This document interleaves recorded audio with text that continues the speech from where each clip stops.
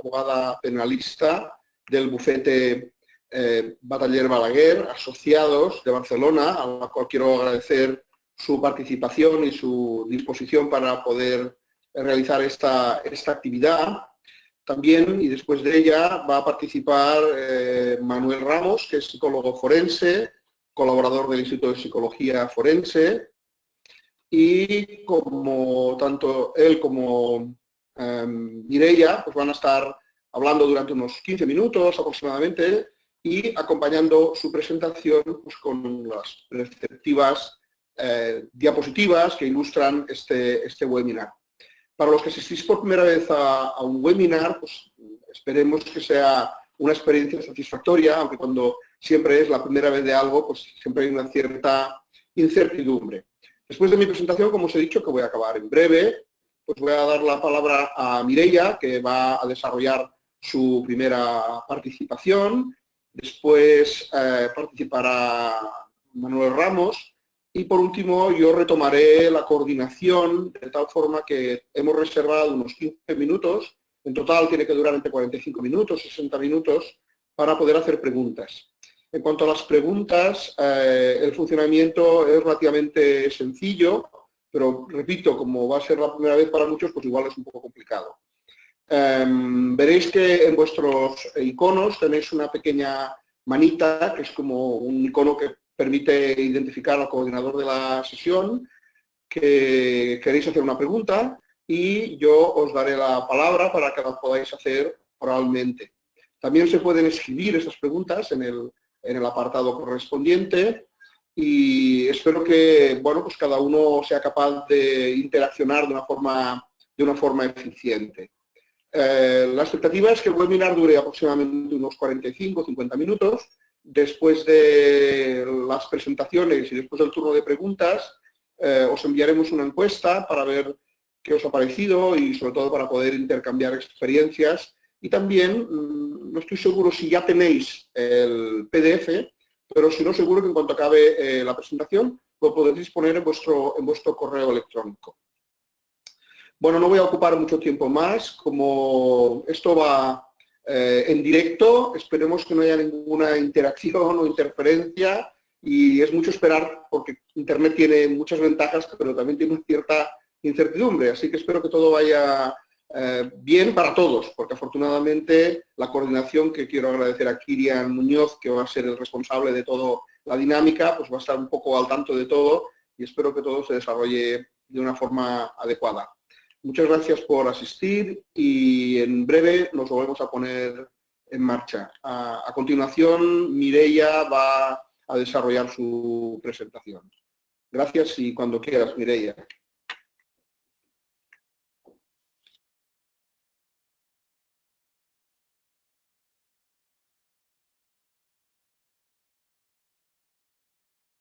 Hola, buenas tardes a todos. Gracias por vuestra asistencia. Y como decía mi compañero Antonio Andrés Puello, esperemos que nuestro primer webinar tenga mucho éxito y que sea provechoso para todos vosotros. Empezaremos la sesión de hoy a través de las diferentes diapositivas que constan en la presentación que tenéis ahora mismo en pantalla. Y de lo que se trata aquí es de explicar las novedades del Código Penal desde el mes de julio del año 2015, donde ha habido esta reforma, pero relacionadas siempre con la necesidad o el interés de poder proponer una pericial de carácter psicológico que nos pueda beneficiar a nosotros como abogados penalistas. Empezaremos por la parte especial, es decir, aquellos delitos cuya modificación permite estas nuevas implicaciones forenses y que hemos pensado que podían ser de vuestro interés. En esta pantalla podéis observar distintos delitos que os hemos expuesto, que haremos una explicación muy breve, pero lo suficiente para que podáis valorarlos y tenerlos en cuenta en vuestro trabajo diario. En primer lugar, como sabéis, el delito de homicidio se ha visto bastante modificado, siempre agravándolo en el artículo 138 del Código Penal, donde el legislador ha previsto penas entre 15 y 22 años y medio cuando se dan determinados supuestos. Por ejemplo, cuando el homicidio, la víctima es una persona menor de 16 años o cuando se comete después de un delito contra la libertad sexual o cuando la persona que comete este hecho pertenece a una organización o grupo criminal. Asimismo, existe el asesinato hiperagravado en estos casos, es decir, en estos tres supuestos, cuando en vez de ser un homicidio sea un asesinato. Aquí el problema o la novedad que nos encontramos es que la pena es la famosa y conocida prisión permanente revisable. En este tipo de pena entendemos que la presencia de una pericial forense sería interesante, aunque si bien hasta la primera revisión no será hasta el año 2040, entendemos que es interesante, puesto que la revisión de dicha pena, la prisión permanente revisable, que se produce como un mínimo a los 25 años, se trata de una fase del proceso que tiene contenido contradictorio, de manera que nos permitirá a las partes proponer pruebas. ¿Y qué pruebas podemos proponer? Pues una pericial de carácter psicológico. ¿Para qué? Para acreditar aquello que el legislador nos exige, que es ese pronóstico favorable de reinserción social.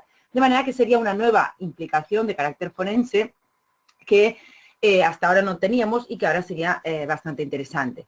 Luego también os quería comentar como nuevo delito, esto es una novedad, no existía antes, el nuevo delito de matrimonio forzado previsto en el artículo 172 bis del Código Penal.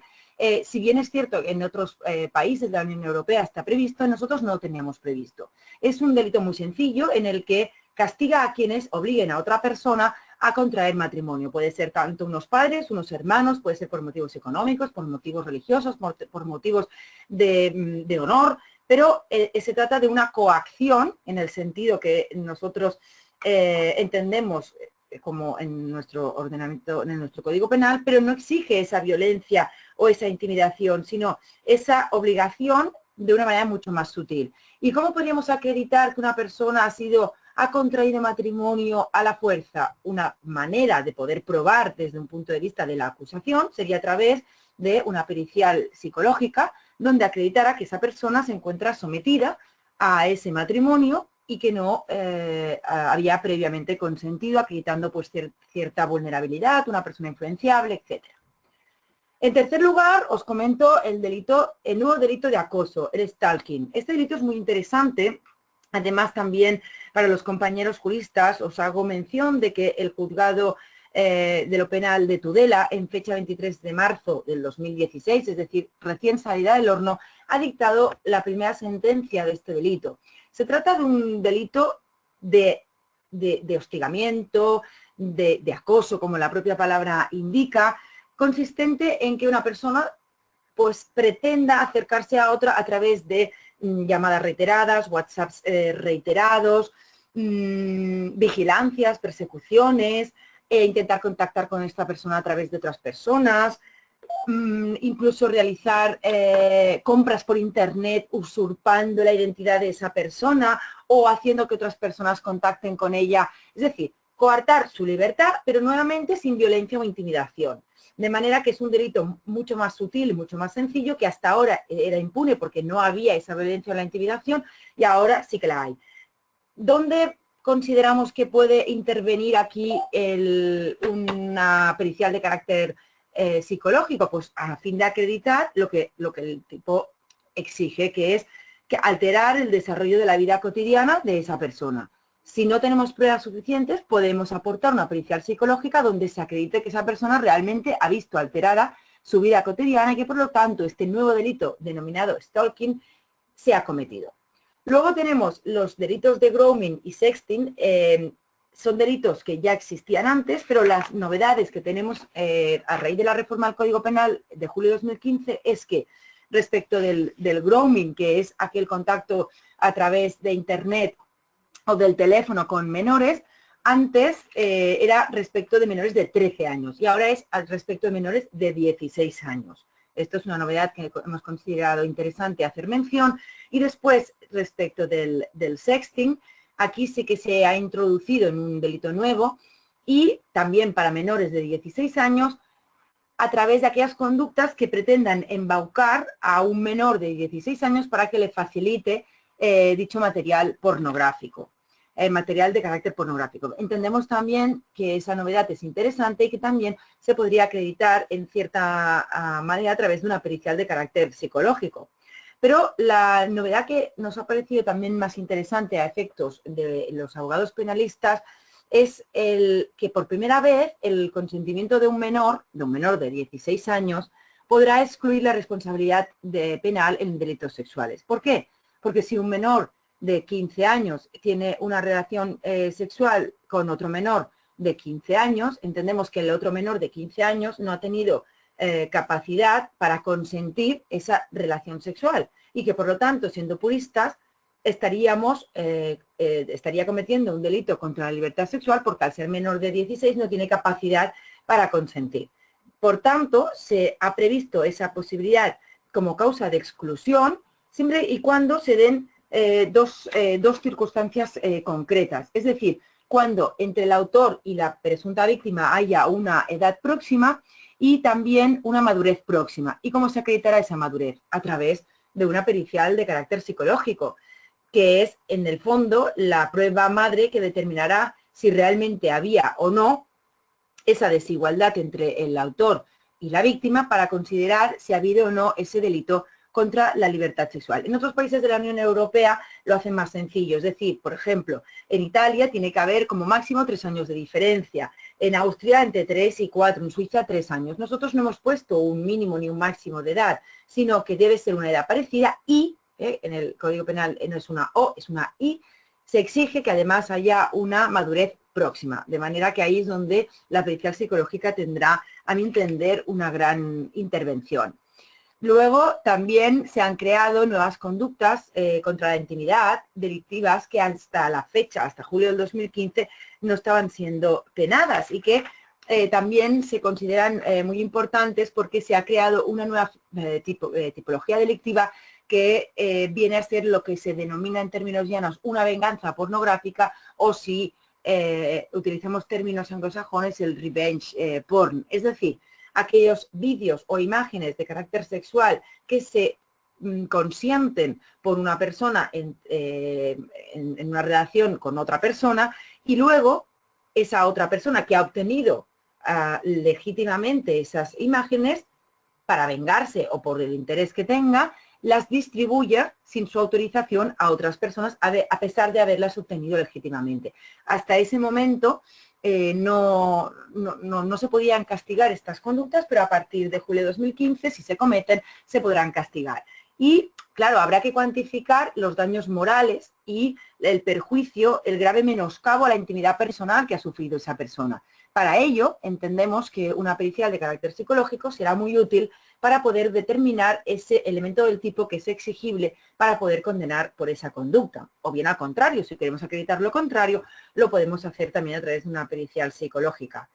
Y por último, también se han modificado los delitos de racismo y discriminación. Ha habido una modificación bastante extensa que no tenemos tiempo, desgraciadamente, para entrar en la misma, pero sí que tengamos claro que sigue existiendo la agravante genérica de la discriminación y luego la discriminación para determinados colectivos étnicos, por ejemplo, ¿no? Pues amenazas a mezquitas o determinadas personas por carácter de su raza, religión o colectivo. No se han añadido las razones de género, es decir, por el hecho de ser un hombre, por el hecho de ser una mujer, o no solo desde un punto de vista sexual, sino también desde un punto de vista de construcción social, personas transexuales, travestis, hermafroditas, todas estas personas todavía no se han incluido dentro de estos delitos de odio y discriminación, pero sí siguen manteniéndose con la agravante genérica del artículo 22.4 del Código Penal.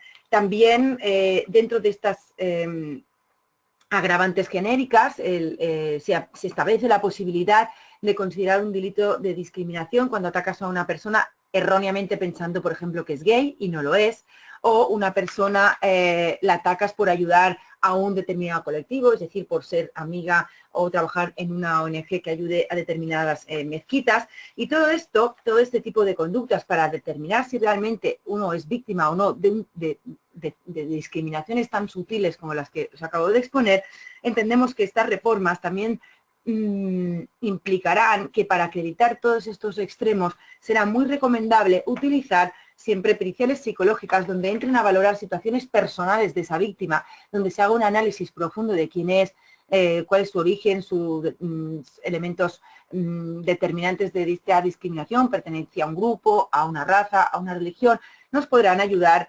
para poder acreditar si se ha cometido o no ese delito, o a la inversa, para acreditar que no se ha cometido. También hemos puesto aquí los artículos 511 y 512, que tienen como novedad, el primero se refiere a la denegación de servicios públicos, por ejemplo, el caso, pues, no querer impartir la enseñanza a una niña porque lleva un velo.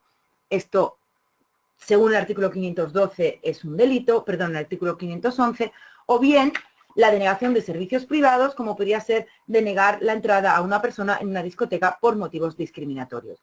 Como se trata de delitos cuya prueba es dificultosa, nutrirnos de una pericial psicológica donde se profundice sobre las circunstancias personales de la víctima o a la inversa de la presunta víctima, si vamos de defensa, creo que serán muy beneficiosos para poder aportar la prueba necesaria en un sentido u en otro para poder conseguir que estos hechos sean o bien objeto de condena o bien objeto de acusación. En último lugar, entraremos a explicar también, a grosso modo, la nueva suspensión que ha sufrido una importante modificación en nuestro Código Penal, unificando tanto la figura de la suspensión, de la sustitución como de la suspensión y dándole una mayor flexibilidad al juzgador, de manera que se dejan de automatizar determinadas posturas que hasta ahora el Código Penal obligaba a automatizar al juez. Y en relación con la pericial psicológica, hemos considerado importante comentar la misma, puesto que, de acuerdo con lo previsto en el artículo 80.1, ahora ex ante, antes de valorar si a una persona le damos o no la suspensión, una vez existe la sentencia firme, habrá que valorar determinadas circunstancias que nos remitirán a si se produce o no la peligrosidad criminal de ese sujeto. Es decir, antes de analizar si concurren o no los requisitos, se deberá analizar si es necesario que esa persona ingrese en prisión para evitar su comisión futura de delitos. Y ahí es donde entendemos que adelantarse como letrados y proponer una pericial de carácter psicológico donde se analicen las circunstancias del delito, las personales del reo, los antecedentes, conducta posterior a los hechos, esfuerzo para reparar el daño, circunstancias familiares y sociales que el Código Penal está valorando antes de decidir sobre la suspensión, a través de una pericial de carácter psicológico, entendemos que salvaremos mucho ese riesgo a que no nos permitan ya entrar a valorar los requisitos de la suspensión porque ya no cumplimos el requisito de peligrosidad criminal. Es decir, que el juez entiende que es necesario que esa persona ingrese en prisión para evitar la reincidencia en un futuro.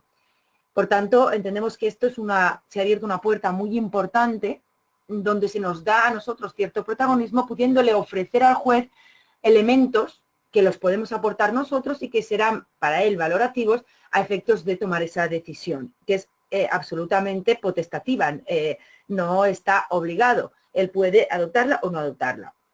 Como novedades interesantes de cara a las nuevas suspensiones, que tenemos dos tipos de suspensión, la ordinaria y la suspensión extraordinaria o la suspensión sustitutiva, que también le llamamos.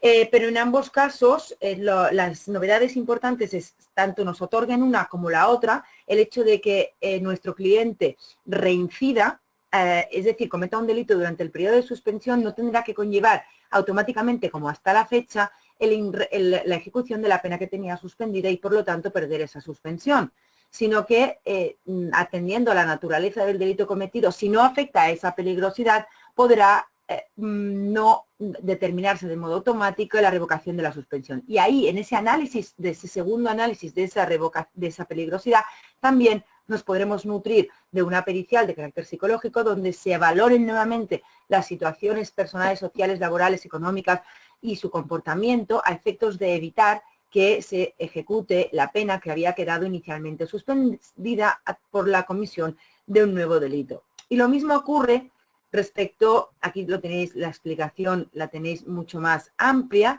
respecto de la suspensión en casos de toxicomanía o alcoholismo.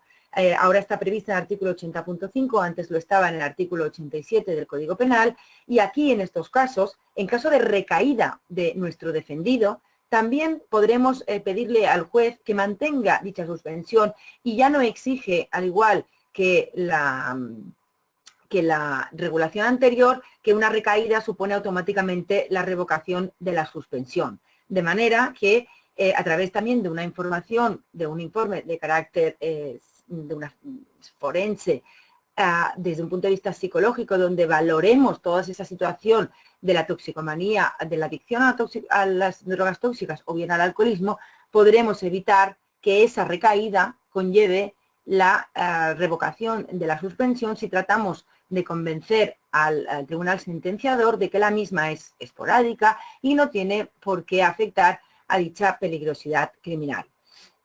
A continuación, paso la palabra a mi compañero Manuel Ramos, psicólogo forense, donde os explicará un caso muy pionero y muy interesante para los abogados penalistas, en el que a través de un trabajo previo durante la prisión preventiva de una persona, es decir, previo a la sentencia, se puede hacer un trabajo desde un punto de vista psicológico forense para conseguir la libertad provisional de una persona, y lo hará a través de un caso real donde os explicará cómo se realizó, y ya veréis que es absolutamente pionero, innovador y muy interesante para los abogados penalistas. Sin más trámite, paso la palabra a mi compañero Manuel Ramos y muchas gracias por vuestra atención.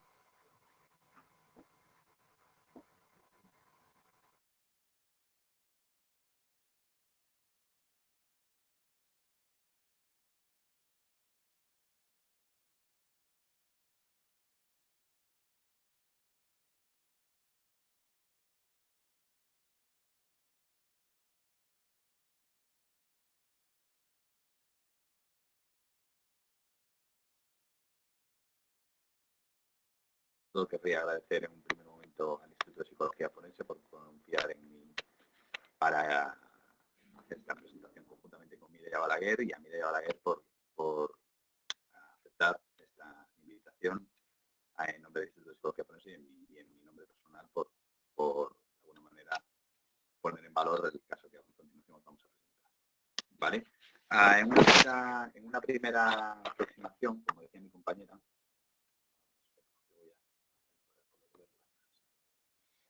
lo que hacemos es un primer trabajo, un trabajo presentencia. ¿Vale? ¿Qué es lo que buscamos con este trabajo presentencia? En un inicio, sobre todo y fundamentalmente, la libertad provisional. Es decir, el abogado contacta con nosotros y lo que busca es que realicemos algún tipo de trabajo encaminado a proponer una salida sobre la libertad provisional. ¿Se me oye bien?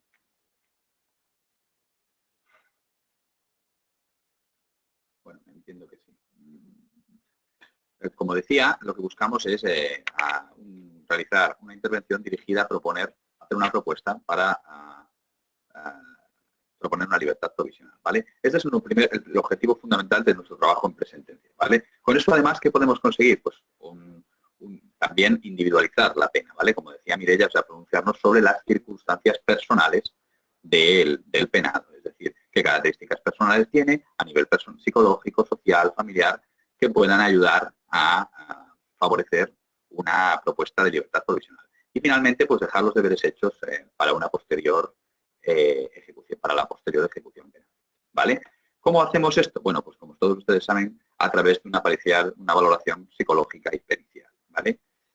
Teniendo en cuenta, en este caso, y a tenor del caso que nos ocupa, teniendo en cuenta los factores de riesgo o la peligrosidad criminal, que es el término que emplea el Código Penal y es lo que aquí se juega a la hora de determinar si la persona puede ser digna de una libertad provisional o no. También quería matizar, hacer un KitKat para explicarles que si mi lenguaje no es del todo técnico, ruego me disculpéis porque yo soy psicólogo forense y no soy jurista, pero bueno, intentaré ajustarme en la medida de lo posible a los términos. Como decía, realizamos una evaluación psicológica sobre los factores de riesgo o la peligrosidad criminal, con la cual después lo que buscamos es hacer una propuesta técnica de intervención en libertad provisional a la espera de juicio. ¿Vale? Para ubicarles concretamente a los asistentes, estamos ante un delito origen sexual, ¿vale? De carácter sexual. Pero un delito de carácter sexual en Internet, ¿vale? El término técnico inglés es el Internet Sexual Offender. No existe una terminología exacta para definir este tipo de delincuentes en castellano, pero vendría a ser el acosador sexual por Internet, la persona que acosa de manera sexual a través de Internet, ¿vale? La acusación que propone el juzgado de instrucción número 5 de Sabadell son los delitos que aquí os presento, ¿vale? Diferentes delitos de utilización de menores con fines pornográficos para la elaboración de material pornográfico, la utilización de menores con fines pornográficos en delitos continuados, con los mismos fines y para la misma elaboración, 19 delitos de difusión de pornografía infantil, que son los delitos que han sido registrados. En todo caso, también aprovecho para apuntar que José Manuel del Río es el abogado letrado que nos ha propuesto realizar esta pericial psicológica, está entre nosotros, está hoy presente en el webinar y aprovecho para proponerle a él y animarle a que pueda hacer cualquier tipo de comentario sobre el caso que pueda ilustrar a los compañeros penalistas que nos están escuchando. Como decía, ese tipo de delitos, 2 delitos de amenazas condicionales y un delito de posesión de pornografía infantil. Bien, con todo esto, lo que en un principio nos propuso el abogado es entrar a la prisión para poder hacer una evaluación psicológica en la que buscásemos, valorásemos si existía algún tipo de atenuante psicológico, algún tipo de problemática o dificultad o problemática o trastorno psicológico que pudiese conllevar un atenuante analógico realizando pues la función clásica que tendría hasta ese momento el psicólogo forense, ¿no? Bien es cierto que durante el proceso, a partir de ahí, conjuntamente, a través de José Manuel del Río, del abogado, pero también conjuntamente con nosotros, se valoró la posibilidad de centrarse en un trabajo presentencia, es decir, en el trabajo de poder dar una alternativa a la prisión provisional, ¿vale? Entonces, lo que nos propuso es que hiciésemos un estudio general en el que abordásemos de alguna manera la contención de la tipología delictiva, es decir, para contener esa tipología delictiva en libertad, ¿vale? ¿Qué es lo que, por lo tanto, nosotros valoramos y tuvimos en cuenta? Bueno, pues lo primero es que estábamos delante de una persona que tenía un chaval de 25 años, cuyos antecedentes personales es que es una persona muy arraigada a nivel personal, a nivel familiar, a nivel social, en su pueblo de origen, sí que carece de antecedentes psicológicos, una persona que con formación universitaria, absolutamente normalizada, digamos que carece de evidencias de consumo de tóxicos, de tenencia ilícita de armas, también es una persona que nunca ha cometido un delito, ni hay evidencias reales de que haya podido estar en contacto con personas o con hechos delictivos. Además, bueno, pues es una persona que no consta o no se valora la existencia de antecedentes psicológicos relacionados pues con de la esfera psicótica, ¿no? Que puedan producir algún tipo de descontrol flagrante. Eso por un lado, y después hemos tenido también en cuenta la mecánica comisiva del delito que se imputa, es decir, es un delito de tipo sexual, pero a través de Internet, o sea, el modus operandi del delito es a través de Internet, es decir, no existe contacto físico con los menores, ni existe contacto directo con ellos, porque eso todo hemos tenido en cuenta para nuestra propuesta de tratamiento posterior, y también, como siempre, en estos casos haremos, y estamos haciendo ya, tener muy presente el impacto emocional que supone la estancia en prisión durante el tiempo que se estipuló en el momento que fue valorado, que fue de 9 meses, pero podría haber sido hasta de 2 años, ¿no?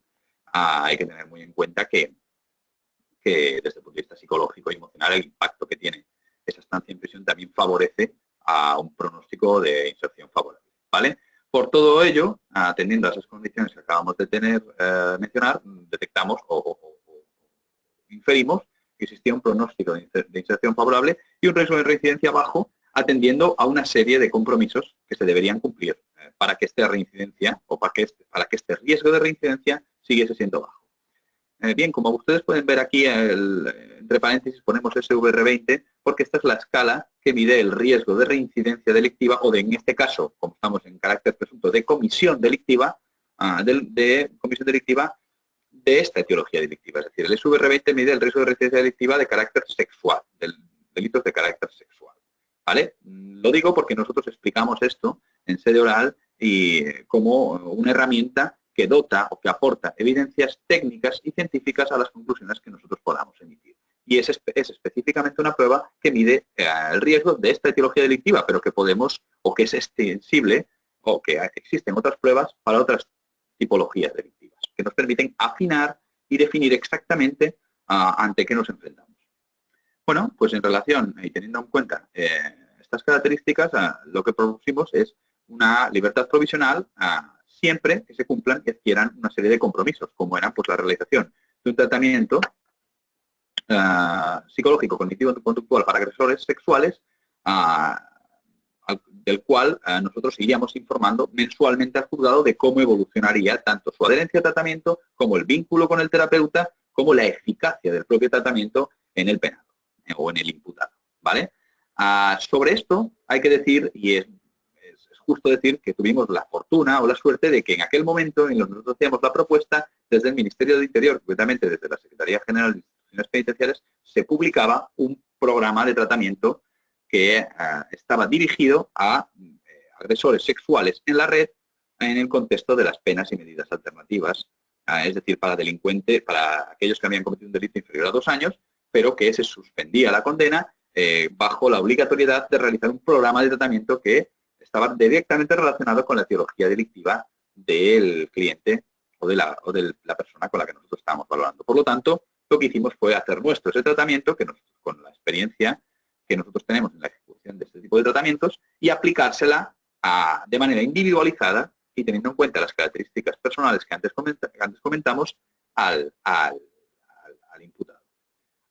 Pero no nos hemos quedado, o no decidimos no quedarnos solo ahí, y buscamos hacer una valoración integral de la situación hipotética que se daría en caso de que esta persona estuviera en libertad provisional, ¿no? ¿Cómo? Pues realizando también entrevistas de seguimiento paralelo con la familia y con las personas cercanas al mismo. Esto es, asignamos a un tutor, que es un tipo de propuesta que se hace, que en origen se hace en las intervenciones terapéuticas de las toxicomanías, un tutor, es decir, una persona de confianza con la cual pudiese explicar, bueno, pues el tipo de delito que se le imputaba, pues sus debilidades, sus pensamientos, o sus características, y también un compromiso firmado por parte de sus padres, con los que vivía y siempre vivió, como responsables del control, al menos, de acceso a Internet y dispositivos móviles dentro del hogar en el que esta persona, en el que él vivía, en la medida en que la ley les pudiera amparar.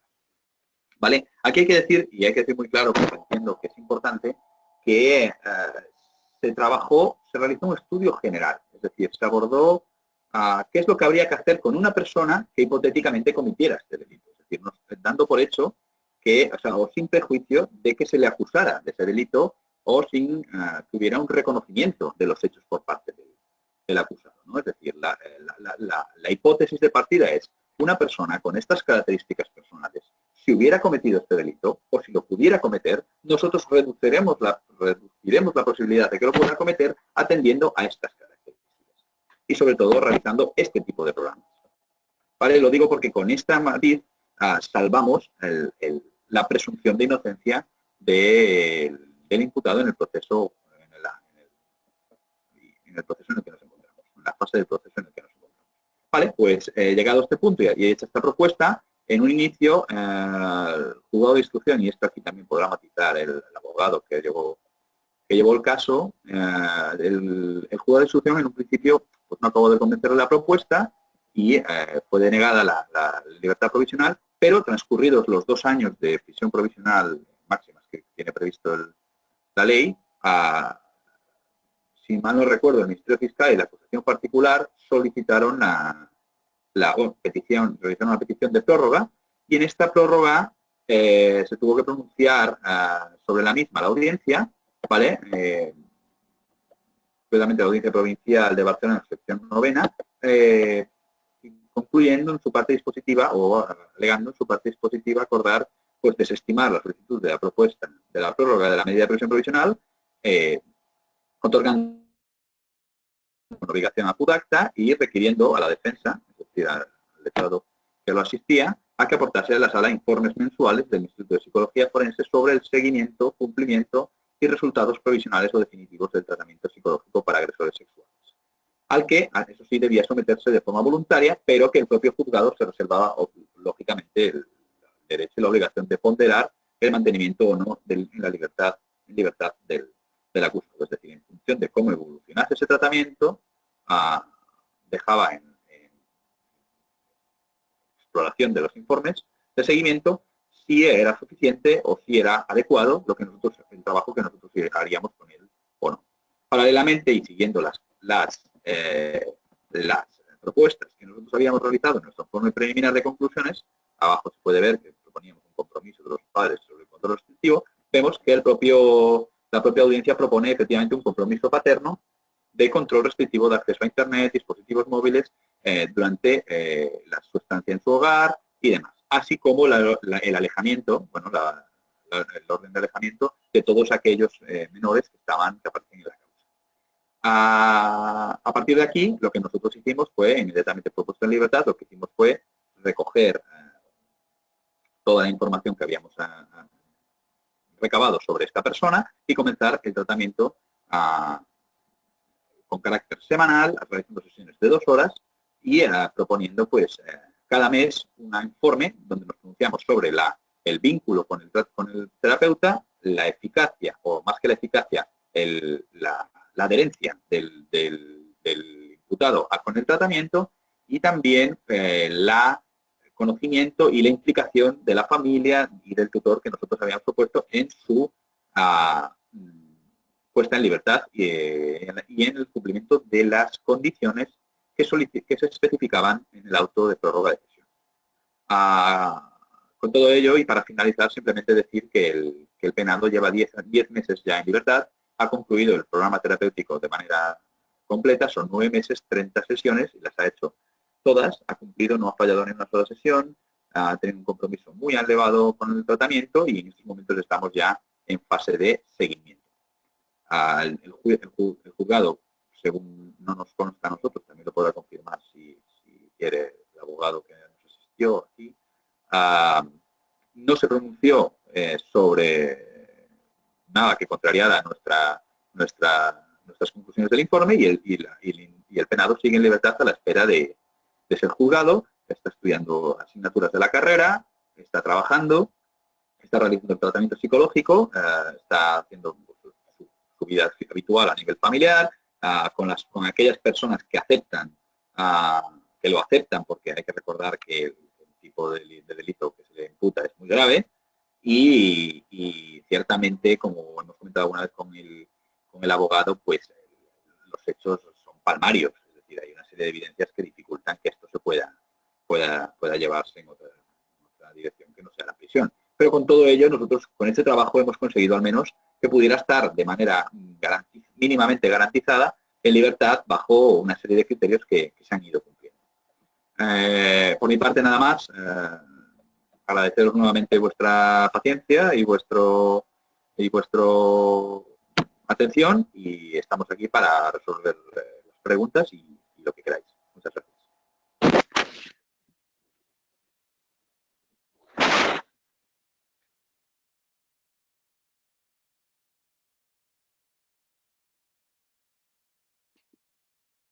Bueno, pues una vez ya hemos tenido la ocasión de escuchar tanto a Mireia como a Manuel y ver el desarrollo de los contenidos de la sesión, pues ahora tenemos unos 10 minutos o, en fin, un tiempo razonable para poder hacer las preguntas.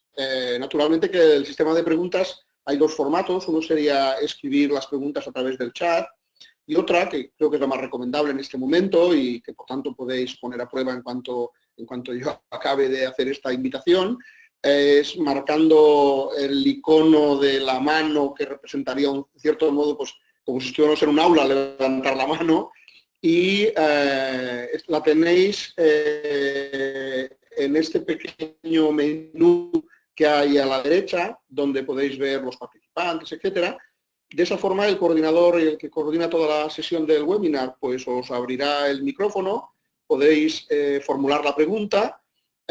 Si indicáis para quién es la pregunta, pues mucho mejor. Si no, pues intentaré yo dirigirla y como tanto Manuel como Mireia están escuchando y están viendo y participando en el seminario, ellos podrán participar. Pero como ahora los micrófonos no los tenéis abiertos, pues el coordinador de la sesión os dará la palabra y si lo preferís escribir la pregunta, pues también le buscaremos la respuesta.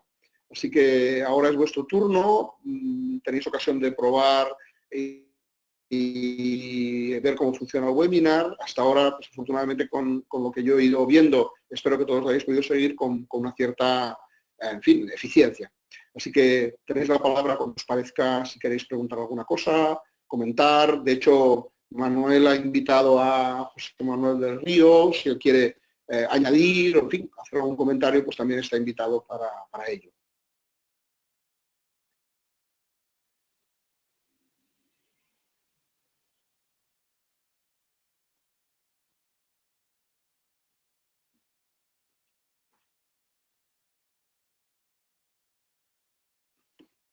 Veo que Ana Vall nos pide turno, así que si te abren el micrófono puedes hacer la pregunta en voz alta. ¿Me oís? ¿Sí? Sí, Hola, sí. buenas tardes. ¿Sí? Muy buenas tardes, Ana. Buenas tardes. En primer lugar, agradecer este seminario porque me ha parecido muy interesante y las intervenciones también muy interesantes. Y preguntar sobre el caso práctico si hay algún sistema por el cual el juez deba tener en cuenta lo que se está haciendo y no sé, esta previsible rehabilitación de esta persona. ¿El juez debe tenerlo en cuenta en función de alguna cosa? ¿O simplemente es para crear opinión y puede tener en cuenta o no tener en cuenta todo el trabajo que ha estado haciendo este imputado? Yo creo que pueden participar, si os parece, tanto Mireia como Manu, o Manuel, que es el nombre formal, pero le llamamos Manu de manera habitual, así que la cordialidad a veces se impone a la formalidad. Si queréis participar y buscar aportar la respuesta, pues estaría bien. Gracias. No contesta. No, me da igual. Venga. ¿Contesto yo? Sí. De acuerdo. A ver, si yo no he entendido mal la pregunta, quería saber, es decir, es que no, a nivel del juez, para... Si, por ejemplo, las atenuantes, Sí. según el artículo 66, el juez debe tenerlas en cuenta. En este Sí. caso, el trabajo realizado con este imputado o investigado, si el juez debe tener en cuenta esas conclusiones del trabajo y todas las conclusiones forenses a las que se ha llegado. Claro, a ver, aquí en este caso práctico concretamente, este trabajo previo, esta intervención previa, claro, se hizo para conseguir un objetivo inicial, que era conseguir la libertad provisional de esta persona. Dicho esto, el trabajo realizado evidentemente que puede ser utilizado para acreditar, porque al final esto es una prueba de la defensa. Quien quiera invocar un atenuante la tiene que probar y tiene que proponer prueba para ello. Estos informes, si se considera que en el momento de los hechos ha habido alguna alteración en sus capacidades cognitivas y o volitivas, evidentemente estos informes y este trabajo podrá ser objeto de prueba y propuesto en el juicio para que se considere si se aplica o no un atenuante de alteración psíquica, por ejemplo. Es decir, pero una cosa no va condicionada a la otra. Podemos tratar a una persona esa intervención que explicaba mi compañero Manuel sin que tenga ninguna alteración psíquica, sino que lo que yo le hago al juez que lo tiene bajo custodia, es decir, lo tiene en prisión preventiva, intervenir con él para garantizar las dos cosas por las cuales está por las cuales está en prisión. Una, evitar la reiteración delictiva y dos, evitar el riesgo de fuga. Es decir, es una intervención global a través de una pericial forense que a su vez, si hay alguna alteración psíquica, se puede utilizar para invocarla y solicitar las atenuantes. No sé si me he explicado bien. Sí, gracias. Sí, sí. O sea, las atenuantes por si hay alguna alteración psíquica, pero el trabajo realizado como, no lo sé, como rehabilitación, porque se está rehabilitando esta persona, ¿eso lo puede tener en cuenta el juez? Bueno, como rehabilitación no, porque todavía no está condenado. Por lo tanto, no hay nada que rehabilitar. Debería ser posterior. Claro, es decir, esta intervención es como, es una intervención que valora el riesgo, y tú, una vez valorado este riesgo previo estudio de la situación de esta persona, se le pone encima de la mesa del juez y se le ofrece la posibilidad de ponerlo en libertad para poder hacer una intervención desde el exterior, en todos los ámbitos. Es decir, claro, tiene que haber no un reconocimiento de los hechos, pero sí una aceptación mínima de los hechos para poder intervenir respecto de esos hechos. Pero todavía no podemos hablar de rehabilitación porque todavía no está condenado y no hay nada que rehabilitar. Vale, vale. Gracias. Yo simplemente de volver a incidir, como dice Mireia, en que nosotros efectivamente lo que planteamos es, vamos a hacer una intervención por si acaso, en manera hipotética, esta persona pudiera llegar a cometer ese delito. Lo que vamos a hacer es neutralizar, o como si no neutralizar, reducir en la medida de lo posible que se pudiera cometer ese delito en un futuro, en caso de que estuviera en libertad provisional, ¿no?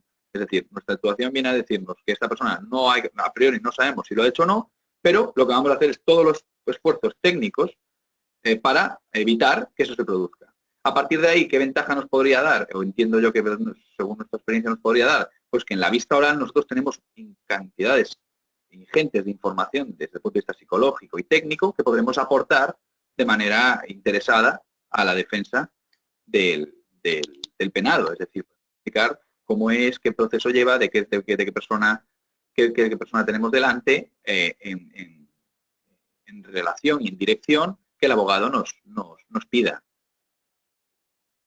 Es decir, una información privilegiada. En una intervención forense normal, clásica, ¿qué hacemos? 2-3 sesiones. Con esas 2-3 sesiones hacemos una exploración psicológica y una radiografía de cómo es una persona.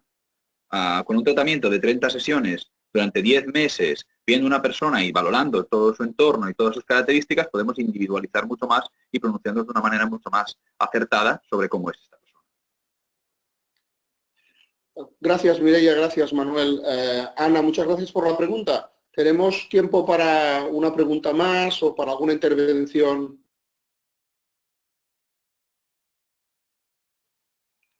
José Manuel del Río, bienvenido. Hola, buenas tardes. ¿Se me escucha bien? Sí, oímos vale, bien tu voz, sí. Buenas tardes, compañeras, compañeros. Simplemente, bueno, yo he sido el abogado que ha trabajado con Manuel en este caso en particular, para no extenderme en lo que ha sido ya suficientemente bien explicado. Simplemente, pues, explicar que lo que nos interesa aquí es plantear la herramienta del psicólogo forense como método de contención, como método, digamos, de aseguramiento del buen fin del proceso y de evitación de reiteración delictiva en medio abierto. Esto es un poco lo novedoso y para esto, como lo hemos planteado, yo al menos siempre eso decía Manuel, abordándolo desde la tipología delictiva general, es decir, no haciendo una valoración sobre la eventual culpabilidad de esta persona, pero sí sobre, digamos, el arquetipo de delito sobre el cual viene siendo objeto de instrucción.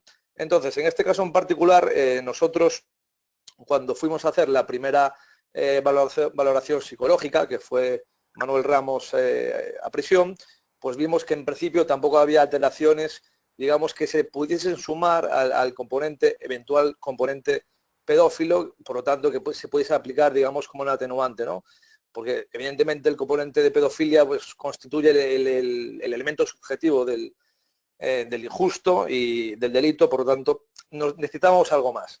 Entonces se planteó, ya que evidentemente estábamos ante un sujeto que tenía un arraigo palmario e indubitado, como bien ha explicado Manuel Ramos, ya viendo toda su vida en la ciudad de Sabadell, un arraigo familiar, arraigo social, arraigo también a nivel de estudios. Se planteó, pues, que lo que estaba impidiendo que saliese en libertad provisional era el riesgo de reiteración delictiva. Por lo tanto, entonces se encarga un informe forense sobre, digamos, la tipología delictiva, en este caso del sexual offender, como ha explicado Manuel Ramos, del ciberacosador, para que nos entendamos, y a partir de aquí lo que se explica al tribunal, a la audiencia, porque sabemos que al juzgado de instrucción estas cosas, bueno, son menos proclives, ¿no?, a entenderlas, es que con un método, digamos, de contención, con un método de tratamiento a través de las herramientas psicológicas, lo que evitamos es que se cometan nuevos o al menos nuevos delitos, digamos que haya un riesgo de reincidencia. Y esto es lo interesante. Nosotros no valoramos que se haya podido cometer un delito anterior. Valoramos que con el tratamiento, con el programa que se está siguiendo por parte de Manuel Ramos Garrido y su equipo, esta persona no va a cometer nuevos delitos con esa tipología general. Y es lo que se ha planteado. También es justo decir que, bueno, cogimos el tema ya heredado y en este caso también obraba un reconocimiento parcial en la declaración. Pero insisto, creo que lo importante aquí, lo novedoso del tema es la herramienta del psicólogo forense como un medio para conseguir la libertad provisional cuando nos es denegada por la cuestión de la reiteración delictiva, que como bien sabemos, cuando se trata de un sujeto nacional con todo el arraigo acreditado, es lo que supone siempre, digamos, lo más difícil de evidenciar, que esta persona en libertad pues no va a suponer un riesgo. Y para eso, pues evidentemente, se crea este programa. Aparte, podemos decir sin ningún tipo de rubor que con éxito hasta el día de hoy, y periódicamente se va presentando los informes correspondientes a la audiencia conforme esta persona está siguiendo con éxito el tratamiento, pero insisto, no nos pronunciamos sobre su culpabilidad, aunque en este caso pudiera ser evidentemente bastante palmaria dados las pruebas sobrantes. Esto es un poco lo que quería aportar y que nos quedemos un poco con esa idea, con esa conclusión de que el psicólogo forense puede ser utilizado también como un método pues, para lograr la libertad provisional y para al final pues, plantear una medida cautelar alternativa, que es lo que realmente hemos planteado. Básicamente siempre se nos repiten a las comparecencias a Puzacta, a la retirada de pasaporte, pues no, lo que planteamos es un método pues, de programa psicológico que anule o al menos pues, evite en cierta medida suficiente para el tribunal el riesgo de reiteración delictiva. Muchas gracias, José Manuel. Gracias por la participación. Creo que teníamos una pregunta más y si queda Carolina, si quieres, te van a abrir el micrófono y si hay alguien más que tiene interés, pues también que nos pida turno, entre comillas, y así ya también todos podemos situarnos un poco en el fin del webinar. Es que cuando quieras, Carolina. Sí, hola, ¿se me oyen? Hola, Carolina, buenas tardes. Buenas tardes, hola a todos. En primer lugar, bueno, gracias a los ponentes, ¿no? que tan claro nos habéis explicado este caso novedoso, ¿no? Por decirlo de alguna manera. Sí que me gustaría preguntar, puesto que yo no soy jurista, soy psicóloga también, tenía curiosidad por saber si este tiempo en que este chico estuvo haciendo o ha estado haciendo el tratamiento, luego le serviría para reducir, digamos, el cumplimiento de la pena que se le imponga, si al final tiene sentencia firme. Es decir, este año que ha estado con Manu, ¿se le restaría al cumplimiento de la pena? Sería como si estuviera como provisional, digamos, ¿no? En prisión preventiva, o ¿cómo funcionaría esto? No sé si me he explicado muy bien. Sí, yo te he entendido perfectamente. Sí. Gracias. A ver si Mireia te dan alguna pista. Hola, buenas tardes. Sí, a ver, el tiempo que esta persona esté en libertad provisional, a pesar de estar sujeto a determinadas condiciones, como en el caso que nos explicaba Manu, ¿no? Que era las comparecencias a Puzacta, el sometimiento al tratamiento, los informes mensuales, el compromiso a continuar con dicho tratamiento, pero al estar en libertad provisional, ese periodo no será abonado a la pena final que se le imponga, si es que se le impone alguna pena. Solo se le abonará los días que ha estado en prisión preventiva y recientemente, por una modificación jurisprudencial, también se le puede abonar cada 10 jornadas que vaya a firmar, se le abona por un día de privación de libertad. Ese es actualmente cómo se está la proporción de abono. Ahora bien, yo creo que pedir que además se le abonen ciertos días porque se ha sometido a un tratamiento que creo que sería un poco difícil de conseguir, pero bueno, por pedirlo, mira, seguro que el compañero que te está oyendo, que desde aquí le felicito nuevamente por la idea de haber propuesto esta pericial de Manuel y de su equipo a este cliente, Me parece muy interesante y de hecho ahora yo estoy con 2 asuntos similares a ver si conseguimos el mismo éxito. Pero bueno, en principio a tu pregunta la respuesta es que no, que ese periodo no se le abonará a la pena final que se le imponga si es que hubiera alguna pena. Gracias. De nada. Muy bien. Manu, ¿quieres decir alguna cosa? Sí, no, simplemente que me ha parecido decir que era psicóloga también, ¿verdad? ¿Sí? Sí, Carolina. Ah, es Carolina, vale, sí, es que no había escuchado que era Carolina. Vale, pues nada, Carolina, simplemente decirte que forma parte del proceso terapéutico también hacerle entender que va a volver a entrar en prisión, ¿vale? Porque claro, todo muy bonito, la libertad está muy bien, aunque sea con estas restricciones de móvil y de alejamiento de los menores y de las escuelas y demás, pero forma parte del proceso terapéutico hacerle entender que un día un juez le va a decir que tiene que volver a entrar en prisión y que la pena no va a ser baladí, ¿eh? Por tanto, al menos desde el punto de vista terapéutico, ninguna evidencia que haga pensarle a él que esto va a ser un beneficio de carácter penitenciario. Sigue en su tiempo en estancia en libertad provisional. Vale, gracias, Manu. Muy bien. Vale, pues vamos a cerrar el seminario, agradecer a Mireia, a Manuel, pero también a Alberto, Ana, Berta, Carolina, Cristina, Luis Miguel, María José y Marian, su asistencia, su participación, y espero que bueno, haya sido provechoso y naturalmente hasta que nos volvamos a ver en uno siguiente. Gracias por vuestra asistencia y vamos a dar por cerrado ya este webinar. Muy buenas tardes. Vale, gracias, buenas tardes. Buenas tardes, muchas gracias a todos.